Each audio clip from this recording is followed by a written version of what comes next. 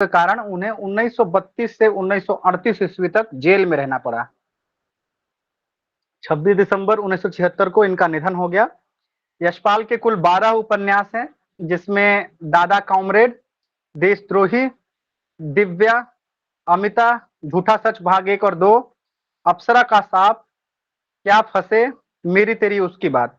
तो इसमें दादा कॉमरेड, देशद्रोही, दिव्या, अमिता, झूठा सच दोनों और मेरी तेरी उसकी बात उल्लेखनीय है।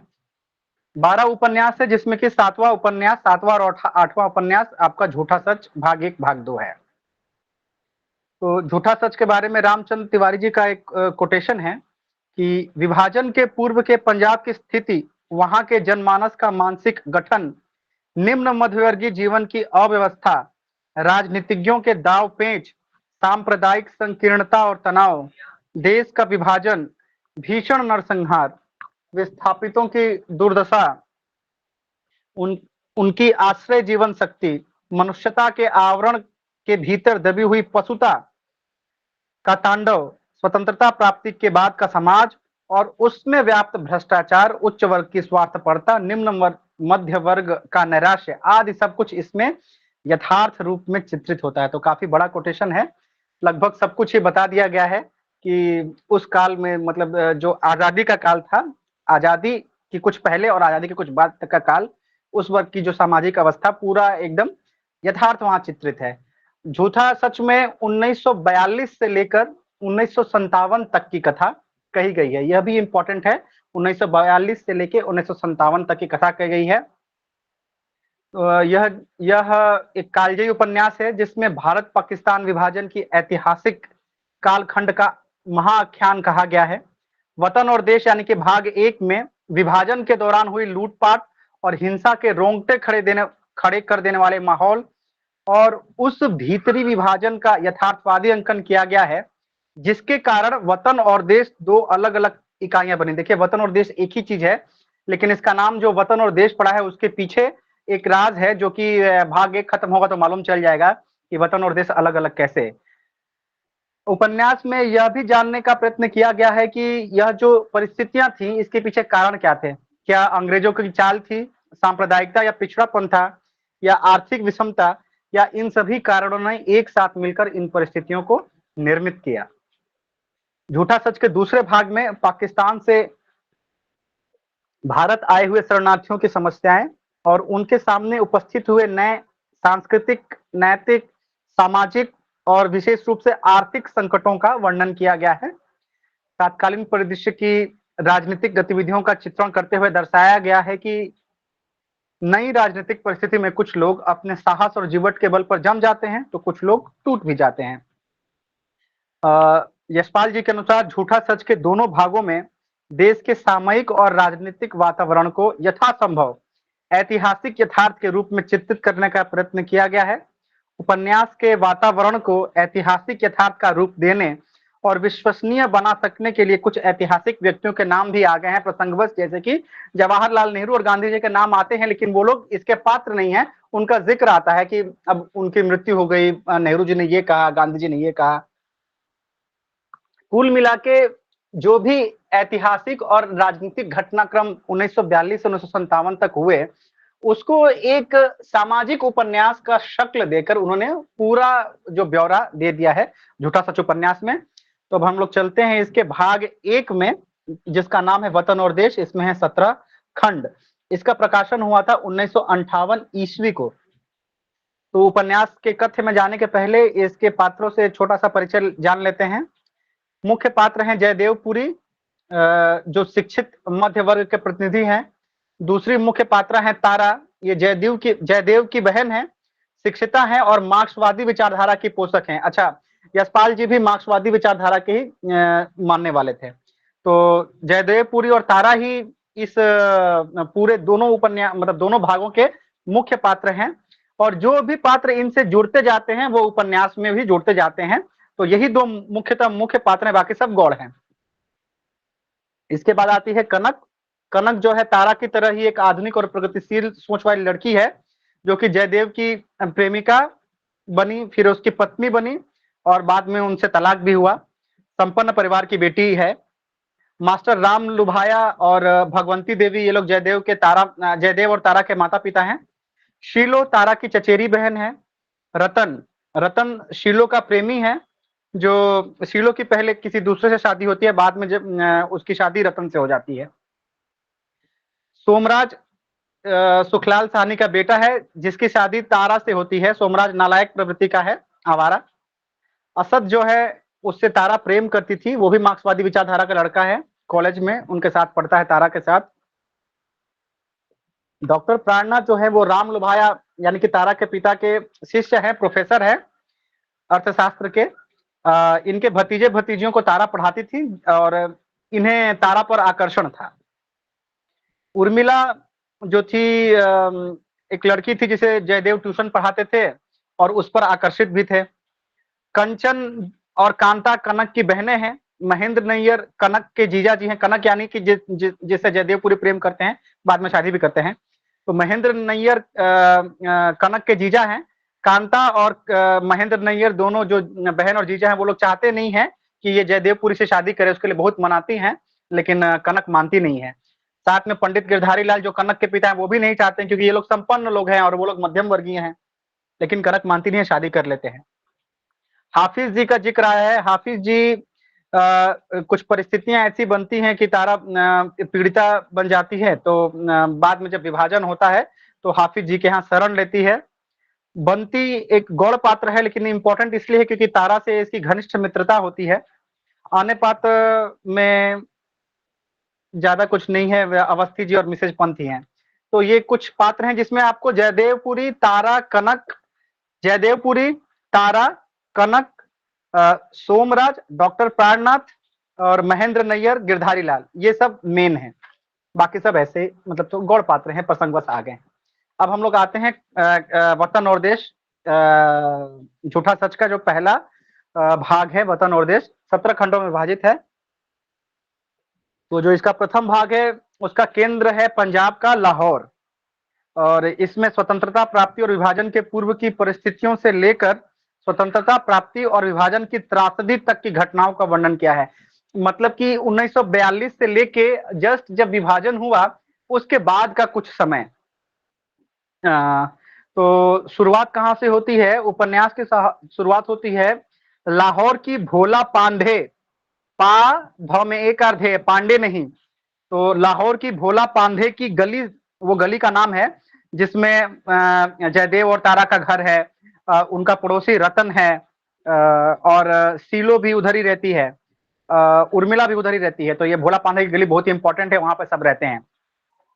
तो शुरुआत में क्या होता है कि मास्टर राम लुभाया और राम जोया की माता यानी कि जयदेवपुरी की दादी का देहांत हो गया है। पड़ोस की महिलाएं आई हैं वहां पर विलाप करने, जिसे स्यापा कहा गया है यहाँ पे, क्योंकि ये पंजाबी, इसका मतलब पंजाबी, यशपाल भी पंजाबी थे और वो जो एरिया था लाहौर का, वहां पे पंजाबी बोली जाती थी, तो इसमें पंजाबी के शब्द बहुत अधिक आए हैं।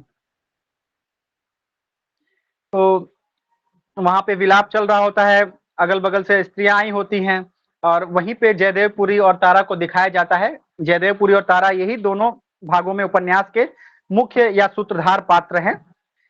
इनके माध्यम से ही संपूर्ण कथानक का विकास होता है और जो जो भी पात्र इनसे जुड़ते जाते हैं वो कथा के क्रम को आगे बढ़ाते हैं और उनकी नियति आगे बढ़ती है उपन्यास में।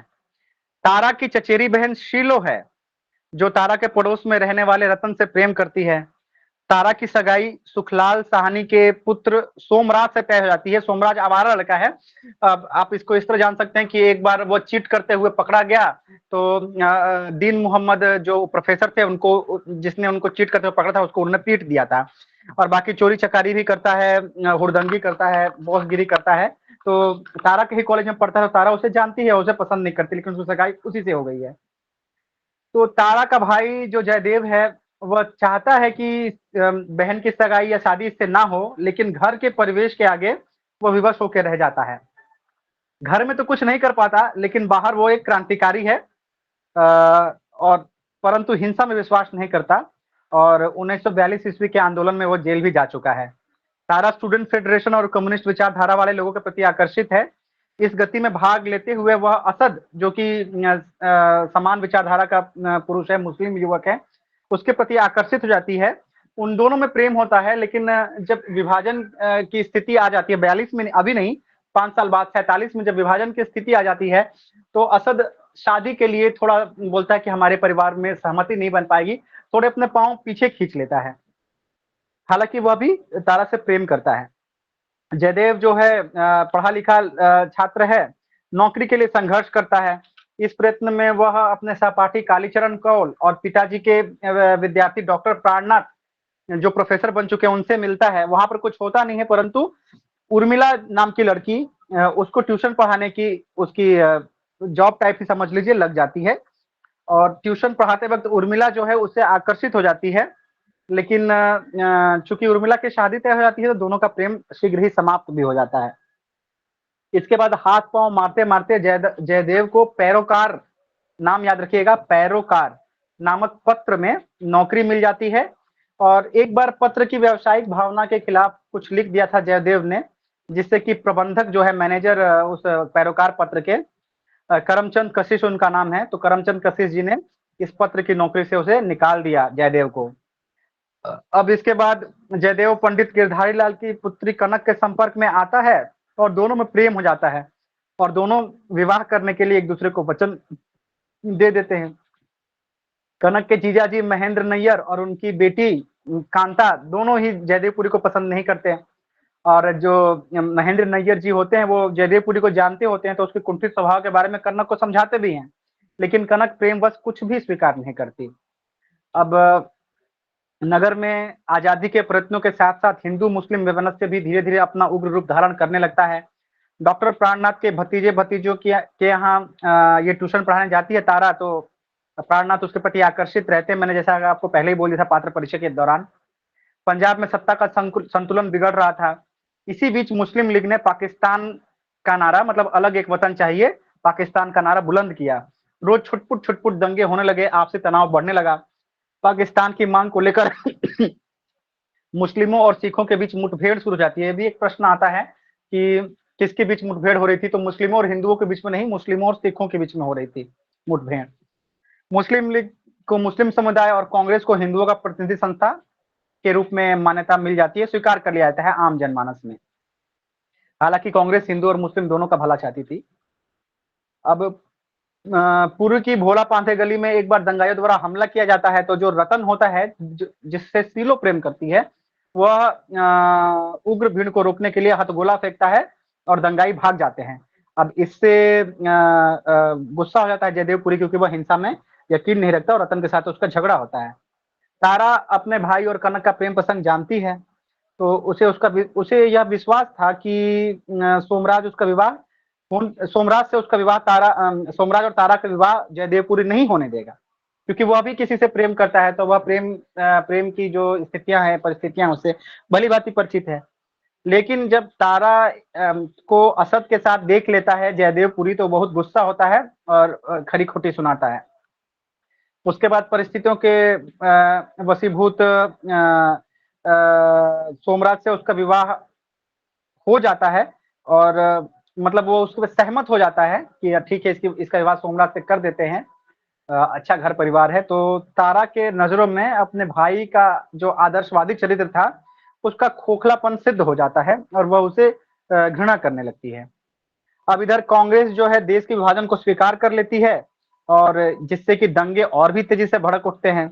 पंडित गिरधारी लाल, उनकी पुत्री कांता और दामाद नैयर कनक को जयदेवपुरी से दूर करने का प्रयत्न करते हैं। उसे बताते हैं कि भाई हम लोग के बीच बहुत अंतर है, सामाजिक आर्थिक भेदभाव बताते हैं, लेकिन कनक किसी की नहीं सुनती। वह स्वभाव से स्वतंत्र प्रवृत्ति वाली है और अपने निर्णय पर अडिग रहती है। दंगों में लाहौर का अधिकांश भाग आग की भेंट चढ़ जाता है। हिंदू मुस्लिम दोनों ही ओर से नरसंहार होता है। लाहौर को पाकिस्तान में शामिल करने की बात से सभी भयभीत हो जाते हैं। अब इसमें अधिकांश हिंदू समुदाय लाहौर छोड़ने की तैयारी करने लगते हैं, और कुछ लोग अपनी परंपरागत जमीन नहीं छोड़ना चाहते, वहीं बस जाते हैं, जो बाद में दंगों के शिकार होते हैं। इसी माहौल में तारा का विवाह बड़ी ही सादगी के साथ सोमराज से हो जाता है, और कनक को उनके जीजाजी और बहन के साथ नैनीताल भेज दिया जाता है, ताकि जयदेवपुरी से उसकी दूरी बढ़ाई जा सके। वहां उसका परिचय अवस्थी जी से होता है, जो बोलते हैं कि भाई मैं तुम्हारी लखनऊ में नौकरी लगवा दूंगा, आश्वासन देते हैं।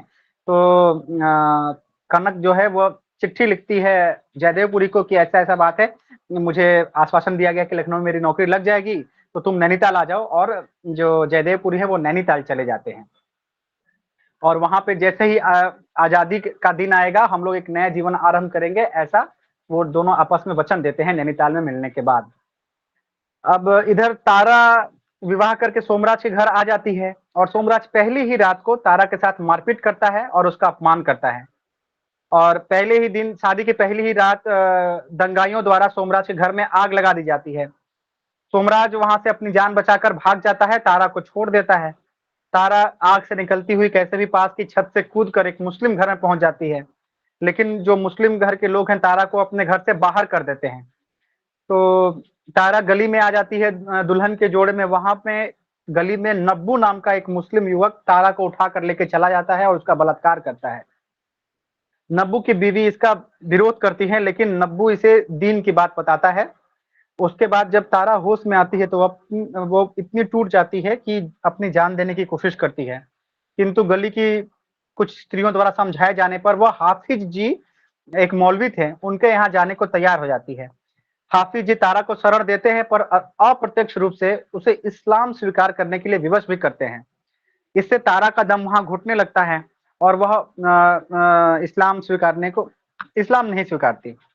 अब हाफिज का बेटा अमजद कहता है कि ठीक है, चलिए मैं आपको हिंदू शरणार्थी कैंप में भेज आऊंगा।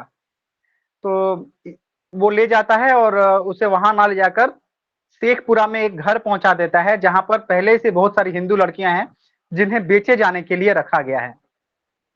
अब विभाजन की वजह से चारों ओर भयानक हिंसा फैली हुई है। पूरी नैनीताल से निकलकर लाहौर जाने की कोशिश करता है कि अपने घर वालों की खोज खबर ले पाए, परंतु दंगा इतना भयावह रूप ले चुका था कि वह लाहौर में नहीं घुस पाता, क्योंकि अब लाहौर एक हिंदुस्तान का एक शहर नहीं परंतु पाकिस्तान का एक शहर बन चुका था। अब शेखपुरा में जो घर रहता है जहाँ पे सभी औरतें कैद रहती हैं बेची जाने के लिए, वहां पे तारा की घनिष्ठता बंती नाम की एक लड़की से हो जाती है। वहां पे सभी औरत अपने अपने ऊपर हुए अत्याचारों को बताती हैं तारा को, अब एक दूसरे को। फिर समय का चक्का घूमता है और भारत एक दिन क्या होता है कि भारत सरकार की प्रतिनिधि कौशल्या देवी आकर तारा को और अन्य स्त्रियों को वहां से छुड़ा लेती हैं। इसमें जो कौशल्या जी हैं उनका सहयोग करता है तारा का पूर्व प्रेमी असद। और जब वो वहां आता है और तारा को वहां देखता है तो वह आश्चर्यचकित रह जाता है, उसका पैरों तले जमीन खिसक जाती है। लेकिन तारा उसे देख के अनमना सा संकेत करती है और उसे देखकर फिर अनदेखा कर देती है और निकल जाती है। वह मोटर गाड़ी से बैठकर अमृतसर पहुंच जाती है। वहां ड्राइवर कहता है कि उतरो, तुम्हारा वतन तो छूटा पर अपने देश में अपने लोगों के बीच पहुंच गई। तो इस तरह पहला भाग समाप्त हो जाता है और यहाँ पर हम लोग देख पाते हैं कि वतन और देश में अंतर हो गया। वतन रह गया लाहौर में और अब देश में वो अमृतसर में आ गई। तो ये पहले भाग का जो नामकरण था वतन और देश, ये अंतिम पंक्तियों में उसकी सार्थकता सिद्ध होती है कि पहले जो वतन था लाहौर, अब भारत देश अब वो अलग हो गया है, पाकिस्तान बन गया है वतन और देश हो गया है अमृतसर। मुस्लिम उधर रह गए, हिंदू इधर आ गए। अब हम लोग यहाँ भाग 1 खत्म हो जाता है, अब हम लोग जाएंगे भाग 2 की ओर। उसके पहले हम लोग एक बार भाग 2 का भी पात्र परिचय जान लेते हैं। भाग 2 में ज्यादातर पात्र वही हैं जिसमें जयदेवपुरी, तारा, कनक, मिस्टर महेंद्र नैयर, उनकी पत्नी कांता, गिरधारी लाल और डॉक्टर प्राणनाथ जी हैं। इसके अलावा जो नए पात्र आए हैं वो हैं विश्वनाथ सूद। विश्वनाथ सूद जी कांग्रेस के एक रसूखदार नेता हैं। इसाक अहमद एक कमाल प्रेस है उसका मालिक है। सैयद मुख्य पात्र नहीं है, गौड़ पात्र है। यह वह है जिससे पंडित गिरधारी लाल ने दिल्ली में अपना मकान खरीदा है। असीर एक समाचार पत्र का भ्रष्ट संपादक होता है। डॉक्टर श्यामा शरणार्थी कैंप में काम करती हैं और कांग्रेस की एक नेता भी होती हैं। मिस्टर एंड मिसेज अग्रवाल, ये लोग क्या कहते हैं, शरणार्थी कैंप से तारा को ले आकर अपने यहाँ शरण देते हैं। Narottam Mr and Mrs Agarwal का बेटा है। एक मिस्टर रावत हैं जो मिस्टर एंड मिसेज अग्रवाल के यहाँ मिलते हैं तारा से और वह गृह विभाग में सचिव हैं, तो पुनर्वास विभाग में तारा को नौकरी दिलवा देते हैं। महात्मा गांधी एवं नेहरू भी छद्म रूप से मौजूद हैं। मर्सी नाम की एक लड़की है जो जब वो पुनर्वास विभाग में काम करती है तो मर्सी के साथ कमरा शेयर करती है। मिस्टर निरंजन चड्ढा है जो मर्सी के कम्युनिस्ट पति हैं। सोमराज तारा का पूर्व पति जो इसमें बाद में आता है। बस इतने ही पात्र हैं। तो अब हम लोग आते हैं भाग 2 की कहानी पे। तो इसके द्वितीय भाग यानी कि देश का भविष्य इसका नाम है। यह 19 खंडों में बटा है और इसका प्रकाशन हुआ था 1960 ईस्वी में, 2 साल बाद। इसके केंद्र बिंदु में अच्छा उसमें ज्यादातर आपका पहले भाग में लाहौर और नैनीताल इन 2 जगहों का जिक्र मिलता है। इसमें आपको जालंधर, अमृतसर, लखनऊ और दिल्ली, इसमें क्या है कि विभाजन के बाद जो उस पार से इधर आए हैं या जो पहले से इधर रह रहे हैं उनकी जो आर्थिक, सामाजिक, सांस्कृतिक स्थिति है उसके ऊपर बल दिया गया है। तो इसमें पाकिस्तान का कोई भाग नहीं है। इसमें अमृतसर, लखनऊ और जालंधर और दिल्ली है। पंजाब से हो गया आपका अमृतसर और लखनऊ और अमृतसर और जालंधर, और इधर आपका लखनऊ और दिल्ली आसपास हैं। तो ये 4 जगह यहाँ के सेंटर में आपको मिलेंगे, केंद्र में मिलेंगे। कथा का प्रारंभ होता है जयदेव की दयनीय स्थिति में। उसे अपने परिवार वाले मिलते नहीं हैं। घर वर तो लाहौर में ही छूट गया। अब वो दाने दाने को ये हो गया है, वंचित हो गया है। तो ऐसी विपदा और संघर्ष के क्षणों में उसका सामना सूद जी से होता है। सूद जी अब कांग्रेस के बड़े लीडर बन चुके हैं और जब वह कॉलेज के दिनों में था अपना जयदेव, तो जब वह जेल गया था तो वहां सूद जी से उसका परिचय होता है। तो वह आटे और दाल लेने के लिए लाइन में खड़ा होता है, वहां सूद जी से उनका परिचय होता है। सूद जी पुरी को पहचान लेते हैं और उसे आश्रय देते हैं। सूद जी का नाम है विश्वनाथ सूद और वह जालंधर के जाने माने कांग्रेसी थे। सूद जी पुरी को अच्छा पहले वो पैरोकार नामक प्रेस में काम करता था और अब यहाँ सूद जी पुरी को कमाल प्रेस चलाने का काम दे देते हैं, जो कि इसाक मोहम्मद विभाजन में पाकिस्तान चला गया है तो वह प्रेस वो सूद जी को छोड़ गया था, दे के चला गया था। तो अब उस प्रेस को चलाने वाला कोई नहीं था तो सूद जी ने पुरी को दे दिया, क्योंकि पुरी को पहले से ही अनुभव था पैरोकार में। तो पूरी उत्साह से प्रेस का काम करने लगता है और प्रेस के काम करने के लिए एक सहायक रिखी राम, नाम याद रखिएगा, रिखी राम रख लिया जाता है उसको। कुछ समय बीत जाता है, उसके बाद वह नैनीताल के पते पर कनक को पत्र लिखता है, लेकिन वहां से कोई जवाब नहीं मिलता है क्योंकि कनक चली गई है लखनऊ। पुरी जयदेव पुरी को बाजार में उर्मिला जिसे वो ट्यूशन पढ़ाता था, उनके पिता, माता और 2 भाई और एक भाई मिल जाते हैं जो कि दयनीय अवस्था में थे। तो पुरी उनको अपने यहाँ शरण देता है। वो जिस प्रेस में काम करता है उसके ऊपर वाले कमरे में वह खुद रहता है और वहीं पर इनको भी शरण दे देता है। तो पुरी उर्मिला को व्यथा में देखता है तो उसके प्रति फिर से एक बार आकर्षित हो जाता है। उर्मिला शुरू में तो अपनी अनिच्छा प्रकट करती है, लेकिन उर्मिला विधवा हो चुकी है, उसकी शादी हुई थी, अब वो विधवा हो चुकी है। शुरू में तो वह अनिच्छा प्रकट करती है, लेकिन पूरी उसके परिवार के लिए जो कुछ कर रहा है उसको देखकर उसका भी पूर्व प्रेम जागृत हो उठता है और वह पुरी को समर्पण कर देती है। अब उर्मिला का परिवार उसे पुरी के पास छोड़कर दिल्ली चला जाता है। पुरी और उर्मिला पति पत्नी की तरह रहने लगते हैं, परंतु उन्होंने शादी नहीं की थी। पंडित गिरधारी लाल दिल्ली में अपना मकान ले लेते हैं और नैयर जी का वकालत चल नहीं रहा था तो उनके भी कांता से झगड़े होते हैं, तो कुछ दिनों के लिए गिरधारी लाल जी अपने यहाँ दिल्ली में ही बुला लेते हैं। अब महेंद्र नैयर को वकालत करने के लिए जालंधर में काम मिलता है तो वह जालंधर में आ जाते हैं और वहां पर पुरी से इनका आमना सामना हो जाता है। तो जिससे कनक को मालूम चल जाता है कि पुरी अभी जालंधर में है। वो भी कनक भी लखनऊ की नौकरी छोड़ चुकी थी और दिल्ली में समाचार पत्रों के दफ्तर में नौकरी के लिए चक्कर लगाती है। लेकिन एक तो वह औरत थे, उसके ऊपर जो संपादक थे उनकी बुरी नजर थी, तो इसलिए वह बाद में यह संपर्क, जैसे असीर जैसे भ्रष्ट प्रवृत्ति के लोग मिलते हैं तो वह यह प्रयत्न छोड़ देती है आजीज आकर। बाद में गांधी जी का प्रसंग आता है, उनकी प्रार्थना सभा में जो हिंदू हैं उनके अति उदारता की नीति के लिए उनका विरोध करते हैं। अब तारा जो है वहां से अमृतसर पहुंच गई थी भाग 1 में। अब तारा का प्रसंग आता है, वह अमृतसर के शरणार्थी कैंप में पहुंच चुकी थी। बंटी से तो उसकी घनिष्ठ मित्रता हो ही गई थी और बंटी को शरणार्थी कैंप में अपने परिवार का पता मिल जाता है। तो वह उनसे मिलने के लिए जाती है, उसको छोड़ने के लिए तारा भी उसके साथ जाती है। घर के दरवाजे पर ही उसे बंटी को उसके सास द्वारा रोक दिया जाता है और उसे अस्वीकार कर दिया जाता है। परिणाम स्वरूप वह दुख में अपना सिर पटक-पटक कर वहीं पर अपनी जान दे देती है और साथ गई तारा पहले तो उसे बहुत रोकती है और बाद में यह सब देखकर विक्षुब्ध हो जाती है और वापस कैंप में आ जाती है और पढ़ी लिखी थी और कैंप में वह लोगों की सेवा करने लगती है। वहीं पर जो डॉक्टर श्यामा है, उनसे उनका परिचय होता है। तारा का कामकाज और प्रतिभा देखकर डॉक्टर श्यामा इनका जिक्र मिस्टर और मिसेज अग्रवाल से करती है। अब मिस्टर और मिसेज अग्रवाल धनाढ्य लोग हैं। वह तारा को अपने घर ले आते हैं और अपने बच्चे को लिखाने पढ़ाने का काम सौंपते हैं। तारा बार-बार अपने पिछले जीवन के बारे में सोच के डर जाती है, उसके मन में अंतर्द्वंद चलता रहता है, भयभीत रहती है। मिस्टर अग्रवाल और उसका बड़ा बेटा निरुत्तम उसके कार्य से बहुत प्रभावित होते हैं और उसका ख्याल रखते हैं, जिससे कि मिसेज अग्रवाल को तारा पर शक होने लगता है। लेकिन तारा जल्द ही अपनी प्रतिभा और अपनी सुचिता के बल पर सबका विश्वास भी जीत लेती है। वहीं पर उनकी तारा की मुलाकात हो जाती है मिस्टर रावत से और रावत साहब गृह सचिव थे तो पुनर्वास विभाग में उनको एक नौकरी दिलवा देते हैं और इसी बीच सुनने में आता है कि महात्मा गांधी की हत्या हो गई है। तो ये प्रसंग भी बीच-बीच में चलते रहते हैं। अब जलंधर में अब यहाँ पर तारा का प्रसंग खत्म हो के फिर से जयदेवपुरी का आता है। जलंधर में पुरी का प्रेस जिसका नाम कमाल प्रेस था, अब उसका नाम कमल प्रेस कर दिया गया।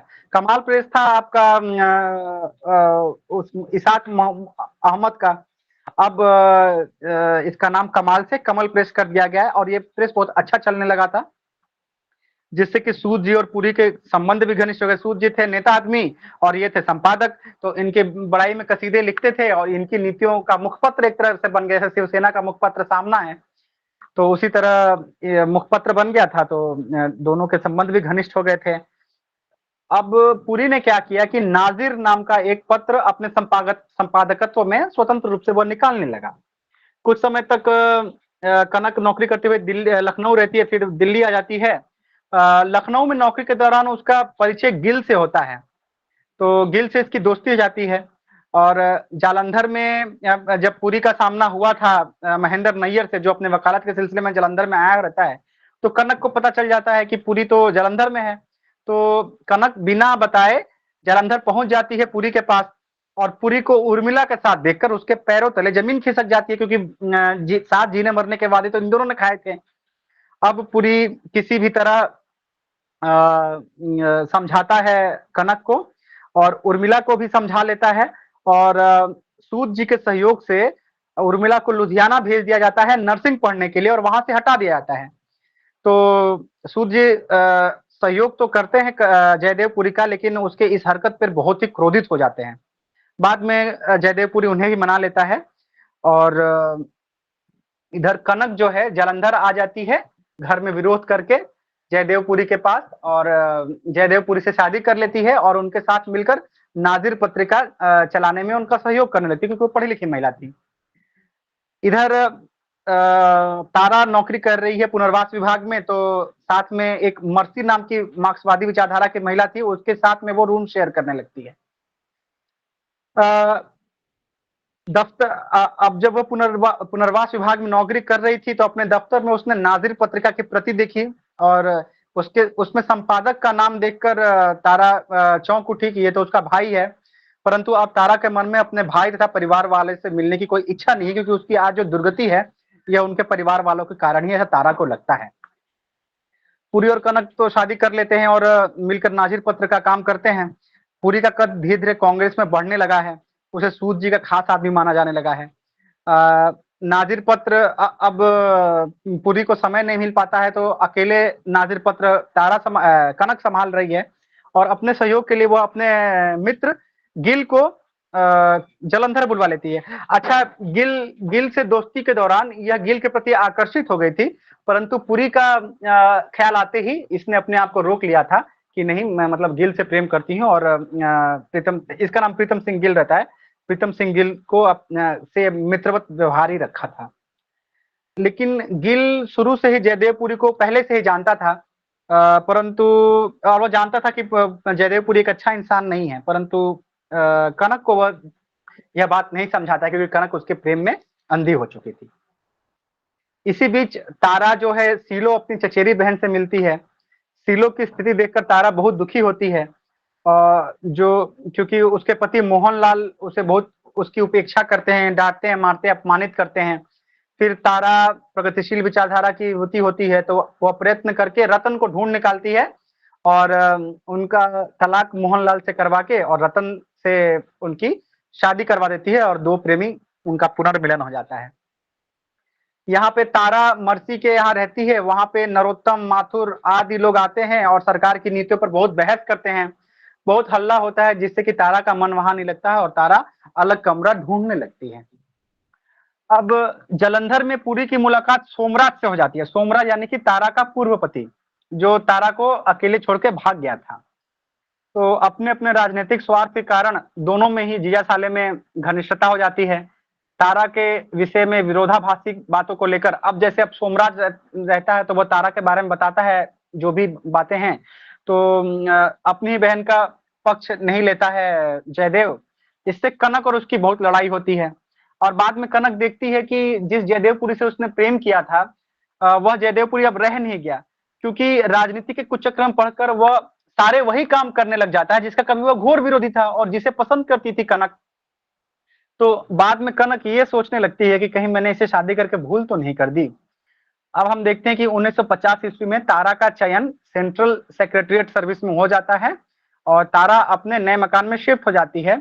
वहां पर वह अपनी पड़ोसन पूरनदेई और उसकी बेटी सीता को भी साथ रख लेती है, क्योंकि उनका कोई सहारा नहीं होता। नौकरी करते हुए तारा की भेंट सरकार की ही प्लानिंग कमीशन में काम कर रहे डॉक्टर प्राणनाथ से हो जाती है। डॉक्टर प्राणनाथ को सामने देखकर तारा के मन में लाहौर की स्मृतियां ताजा हो उठती हैं और अब तारा भी मन ही मन डॉक्टर प्राणनाथ से प्रेम करने लग जाती है। डॉक्टर प्राणनाथ तो पहले से ही करते थे। इधर पुरी और कनक में लगातार झगड़े होने लगते हैं और झगड़ों से परेशान होकर अंत में कनक अपनी बेटी जया को लेकर अपने पिता के पास दिल्ली चली जाती है। पूरी जो पूर्वोत्तर मुकेरिया क्षेत्र से विधानसभा सदस्य चुन लिया जाता है। नैयर और कांता कनक को पुरी के पास वापस लौट जाने के लिए समझाते हैं कि अब तुम्हारा वही घर है, वहां तुम्हें जाना चाहिए।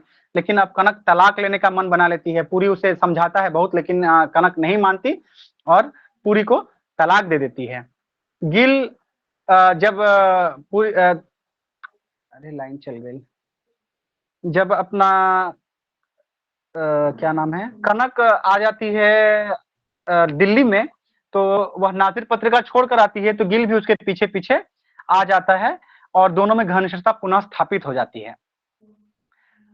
सरकार की पंचवर्षीय योजनाएं अब लागू की जाती हैं, यानी कि 1952 में कम्युनिस्ट विचारधारा के लोग सरकार की जो नीतियां हैं उसकी कमियों को इंगित करने का कार्य करते हैं। फिर सन 1957 में लोकसभा और राज्यों की विधानसभा के चुनावों की तैयारी प्रारंभ होती है। तारा का समर्पण देखकर डॉक्टर प्राणनाथ फिर उसके प्रति आकर्षित हो जाते हैं और विवाह का प्रस्ताव रखते हैं।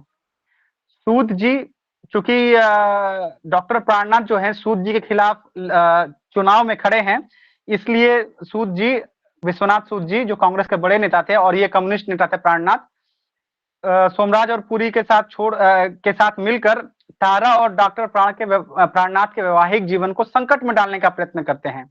और आयरनी ये है कि जयदेवपुरी भाई होते हुए भी अपनी बहन के वैवाहिक जीवन को संकट में डालने का प्रयत्न करते हैं, क्योंकि सोमराज और उनका तलाक नहीं हुआ रहता है और वो दोबारा शादी कर ली रहती है। अंत में जो महेंद्र नैयर हैं, जो इनके जीजा थे, कनक के जीजा, उनके सहयोग से ये विजयी होते हैं और फिर चुनाव में भी सूद जी की भारी पराजय होती है और डॉक्टर प्राणनाथ जीत जाते हैं और झूठा सच उपन्यास का दूसरा भाग यहाँ पर खत्म होता है। बहुत ही बड़ा उपन्यास था। इस उपन्यास की विशिष्टता यही है कि लेखक ने तत्कालीन समस्त राजनीतिक परिस्थितियों को सामाजिक कलेवर में ढालकर प्रस्तुत किया है, जिसके कारण जो तत्कालीन परिदृश्य की विद्रूपता और सच्चाई है वह सरलता से और खुलकर सामने आ गई है।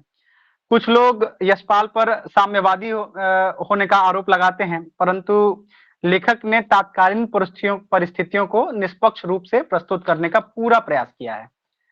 तो यह था आपका झूठा सच उपन्यास। इसका भाग 1 वतन और देश 17 खंडों में और भाग 2 देश का भविष्य 19 खंडों में। तारा और जयदेवपुरी की कहानी है जो विभाजन की पृष्ठभूमि पर लिखी गई है। 1942 से 1957 के घटनाक्रम है। तो संतोष जी मैंने इसका पीडीएफ शेयर कर दिया था, आप उसमें से अगर देखिए और इसके जो वस्तुनिष्ठ प्रश्न है उसका हम लोग प्रैक्टिस कर लेते हैं। हाँ, ये अपना अभिषेक जी प्रेजेंट कर रहे हैं। हाँ आ गया।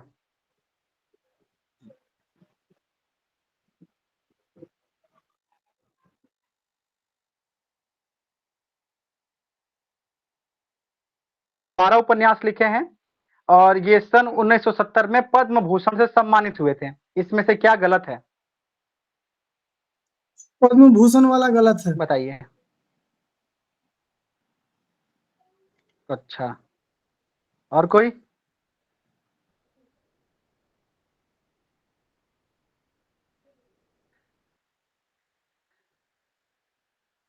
नहीं, प्रेमचंद युगीन इसमें कथाकार हैं।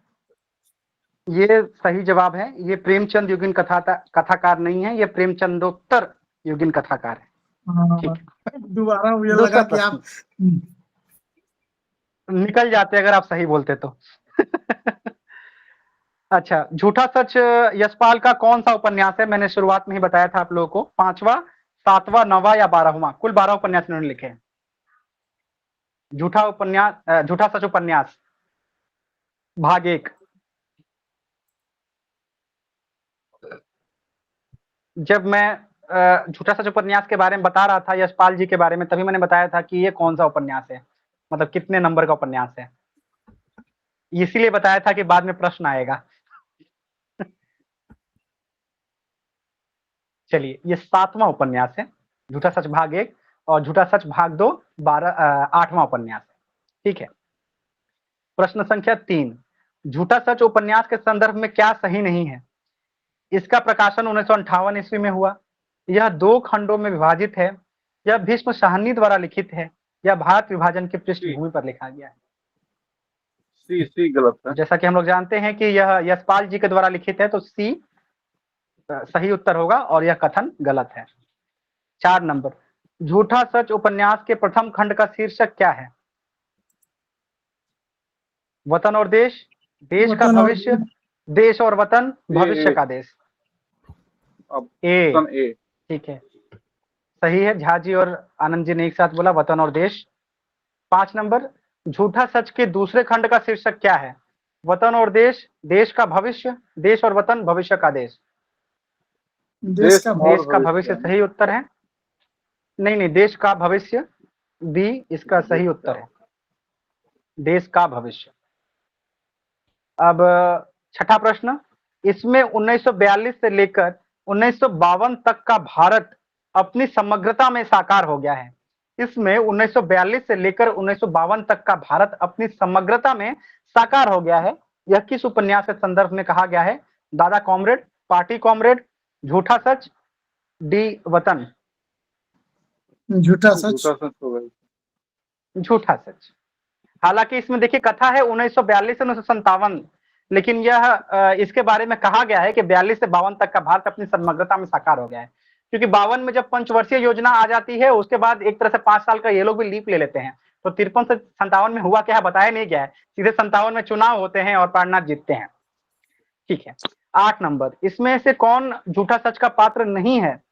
उर्मिला, सूद, गिल या देवराज? देवराज।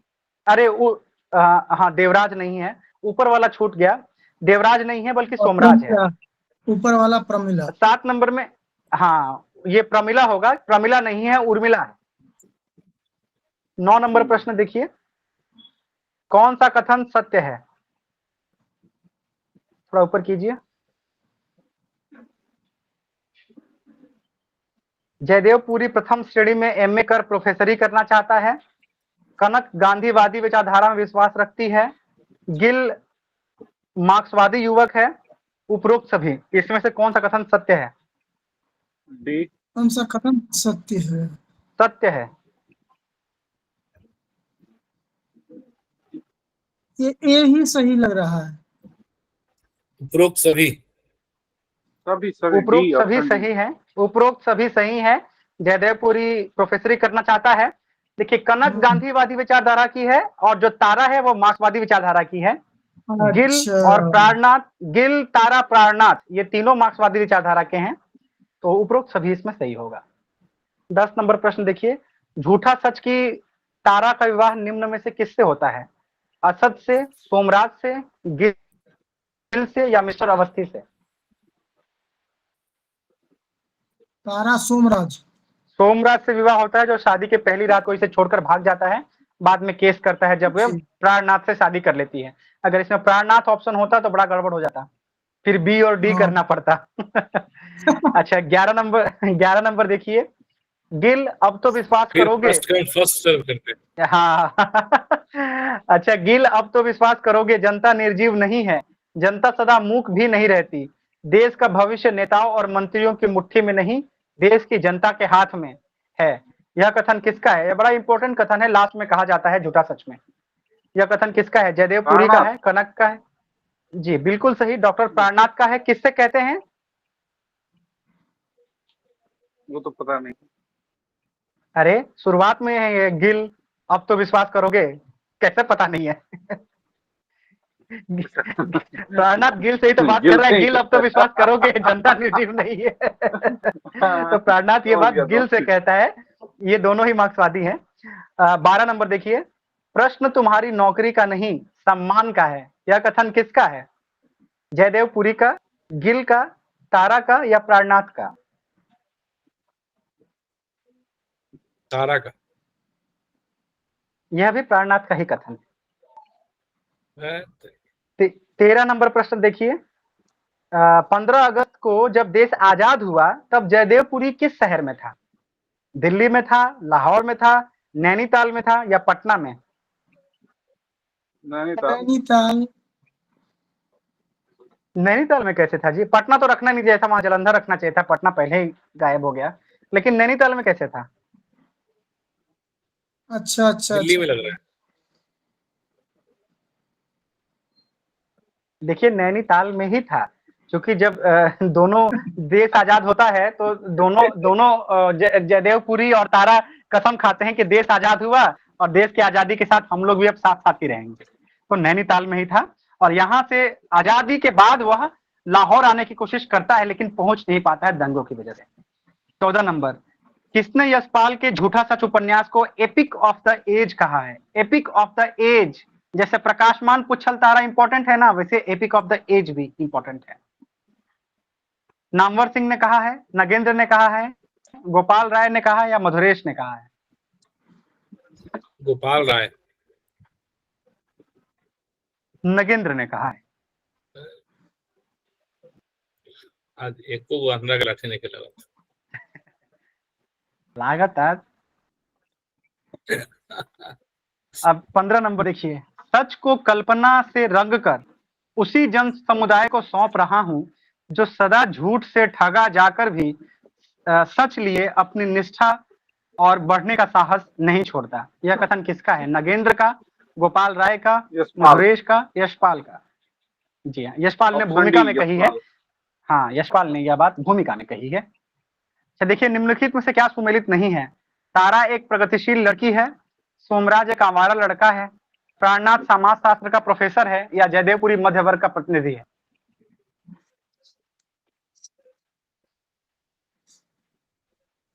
ए और बी तो ऑप्शन सही सही। सुमेलित नहीं। ए और बी तो सही लग रहा है, सुमेलित लग रहा है। जयदेव। प्राणनाथ तो नेता है ना, प्रोफेसर है कि नहीं पता नहीं।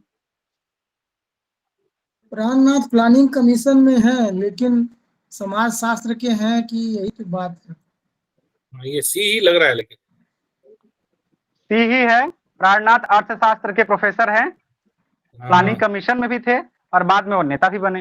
ये प्रोफेसर और वकील लोग ही तो नेता बनते हैं, मास्टर लोग। अच्छा, यशपाल का अंतिम उपन्यास कौन सा है? क्यों फंसे, मेरी तेरी उसकी बात, 12 घंटे, अप्सरा का श्राप?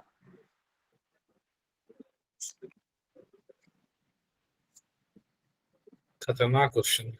मेरी मेरी तेरी तेरी उसकी बात। मेरी एकदम तेरी उसकी सही, बात। एकदम सही, मेरी तेरी उसकी बात। 12वां उपन्यास है, अंतिम उपन्यास जो खतरनाक है उसी में अच्छा तुक्का चल गया। झूठा सच में चित्रित स्थान कौन सा है निम्न में से? कश्मीर, जैसलमेर, लाहौर, लाहौर। रावलपिंडी। लाहौर। लाहौर लाहौर लाहौर सही जवाब है।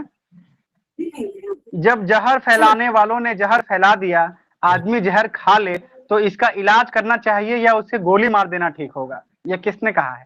सोमराज ने, जयदेवपुरी ने, प्राणनाथ ने या गिरधारी लाल ने? देखिए जहर खाने वाला, फैलाने वाला ने जहर फैला दिया, किसने बोला है? देखिए ये सोमराज तो होगा नहीं, ये तो ऐसे ही एलिमिनेट हो गया। अगर इलाज करना चाहिए उसे गोली मार देना चाहिए। जयदेवपुरी, प्राणनाथ, गिरधारी। सोमराज नहीं हो सकता है, दंगा में वो छोड़ के भाग गया, तो अब जहर ही फैला था तो उसने बेचारा ने जहर खा लिया, तो अब उस गलती के लिए उसको मार थोड़ी देना चाहिए, उसको माफ करना चाहिए या उसका इलाज करना चाहिए। लेकिन सोमराज ने नहीं बोला है, जयदेवपुरी ने बोला है। ये सोमराज का कथन नहीं होगा ना, जयदेवपुरी। जयदेवपुरी का कथन है, मैं थोड़ा घुमा रहा था। 20 नंबर देखिए, यशपाल का झूठा कितना मील का पत्थर है यार। सब मील के पत्थर ही है, ये मुहावरा है। यशपाल का झूठा सच हिंदी साहित्य में एक मील का पत्थर है। इसमें विभाजन की त्रासदी को व्यापक फलक पर प्रस्तुत किया गया है। हिंदी में विभाजन के बारे में लिखा गया यह सर्वोत्तम उपन्यास है। यह कथन किसका है? नगेंद्र, काशीनाथ सिंह, रामदरस मिश्र, गोपाल राय। गोपाल राय। अब गोपाल राय, अब नहीं छोड़ेंगे। काशीनाथ सिंह, काशीनाथ सिंह, रेहन पर रघु। झूठा सच उपन्यास के बारे में कौन सा सत्य कथन कौन सा नहीं है? उर्मिला, मतलब कौन सा कथन गलत है? उर्मिला जयदेव की महिला मित्र है, कनक जयदेव की प्रेमिका है, कनक की बेटी का नाम जया है, तारा की शादी रतन से होती है। तारा की शादी रतन से होती है। जी हाँ, तारा की शादी रतन से नहीं होती है, शीलो की शादी रतन से होती है, और तारा करवाती है शादी रतन और शीलो की।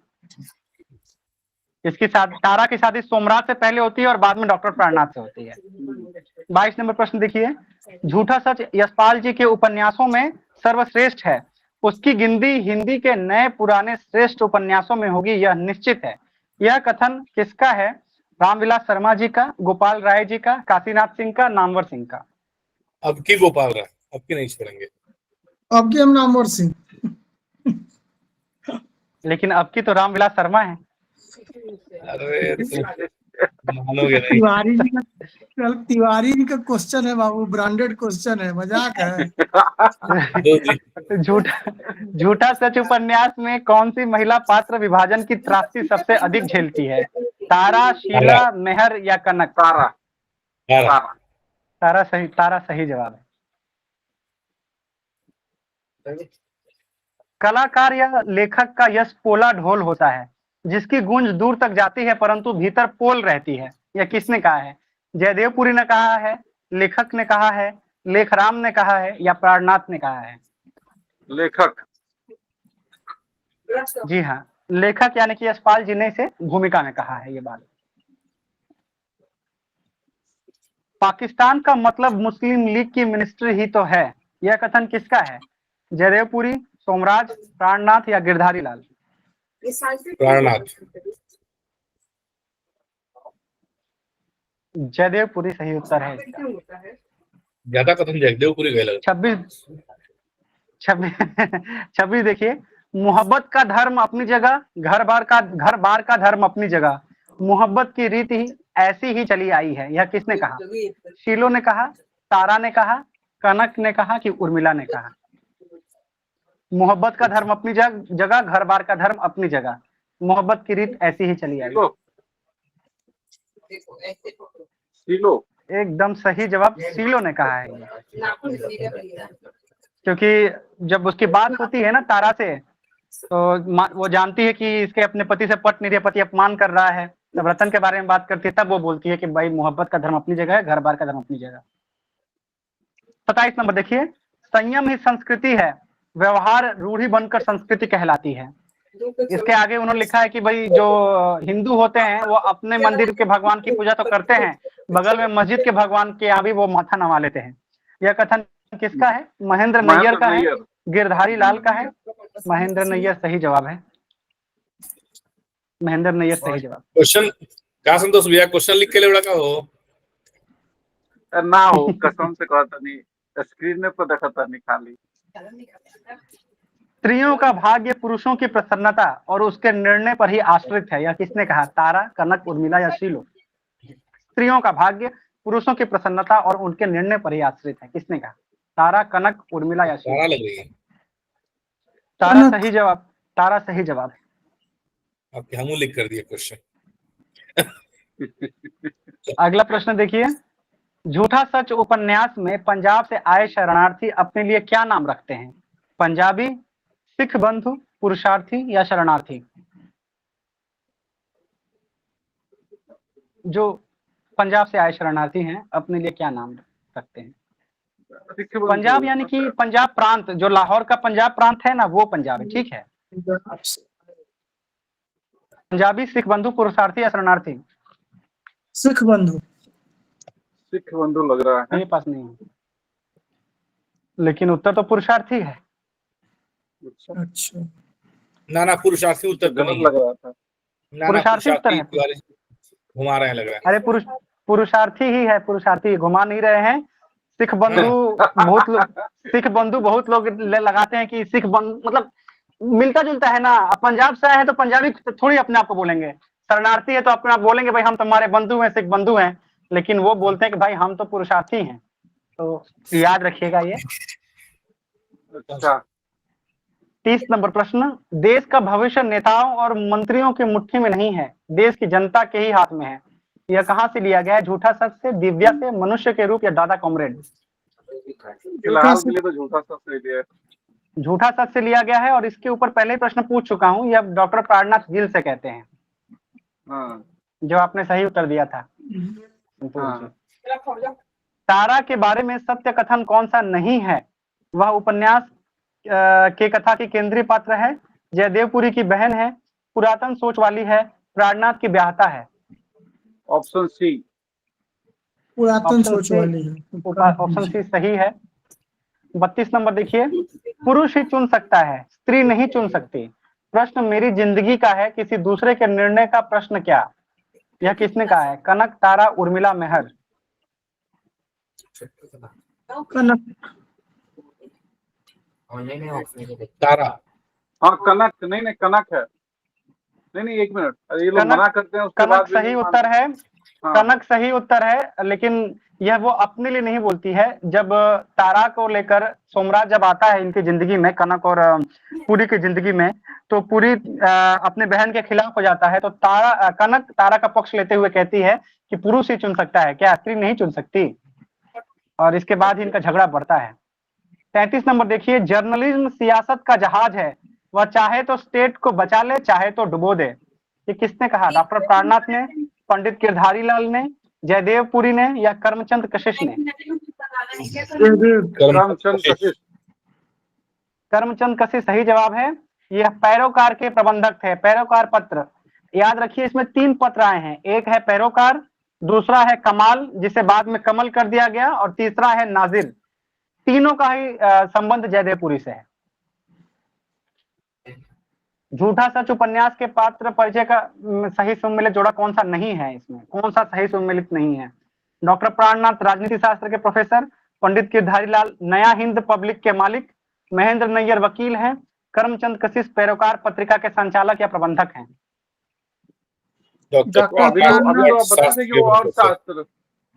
जी हाँ, अर्थशास्त्र है, याद रखें आप लोग।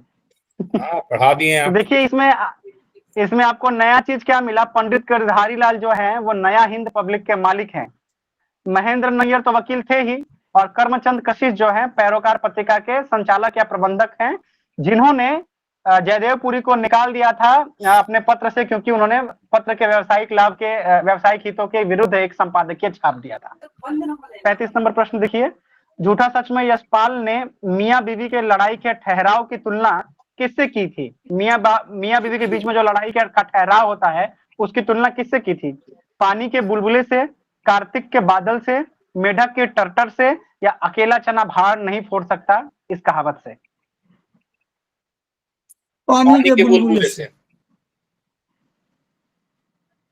करीब तो है लेकिन सही नहीं। कार्तिक के बादल से। अच्छा, अच्छा, कार्तिक के बादल से मियां बीवी की लड़ाई। भगवान मनुष्य की जितनी अधिक चिंता करता है उससे कहीं अधिक मनुष्य भगवान की चिंता करता है। यह कथन किसका है? जयदेव का, कनक का, तारा का या उर्मिला का?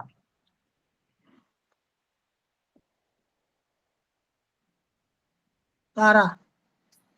तारा सही जवाब है। मार्क्सवादी विचारधारा की लड़की है, उसी का है। झूठा सच में गृह मंत्रालय में सचिव कौन है? मिस्टर रावत हैं, निरंजन चड्ढा जी हैं, पीएस गिल हैं या सूद जी? पीएस गिल।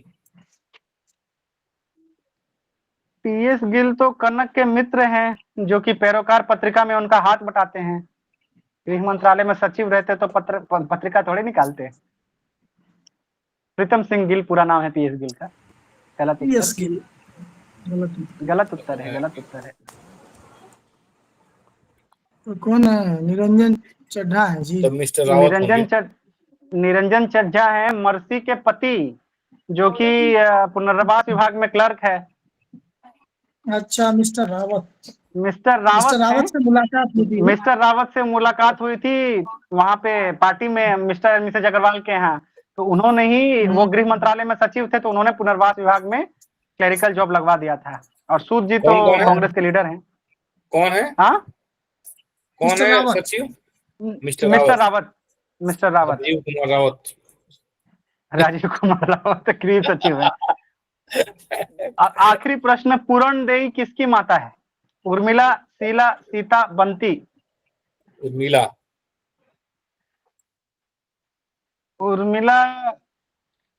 उर्मिला की माता नहीं है। उर्मिला की माता के लिए बीजी शब्द ही आया है, उनकी माता का नाम नहीं आया है।